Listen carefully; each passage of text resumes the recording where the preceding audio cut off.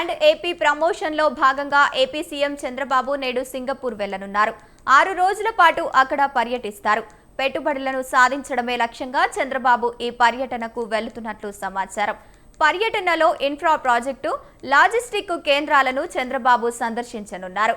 అక్కడ వ్యాపారవేత్తలతో సమావేశం కానున్నారు.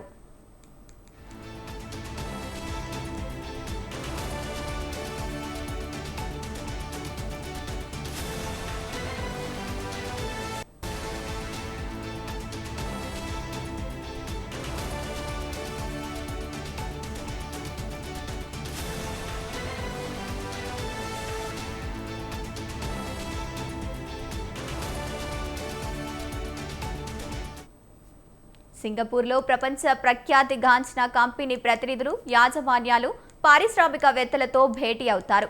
పెట్టుబడులు పెట్టేందుకు ఏపీలో ఉన్న వనరులు, ప్రభుత్వం ఇస్తున్న రాయితీలు, నూతన పారిశ్రామిక పాలసీలు, భూముల లభ్యత, స్పీడ్ ఆఫ్ డూయింగ్ బిజినెస్ విధానాలు, నిపుణులైన మానవ వనరుల లభ్యత గురించి వారికి వివరించనున్నారు. విశాఖలో నవంబర్లో నిర్వహించనున్న పెట్టుబడుల సదస్సుకు సింగపూర్ పారిశ్రామికవేత్తల్ని చంద్రబాబు ఆహ్వానించనున్నారు.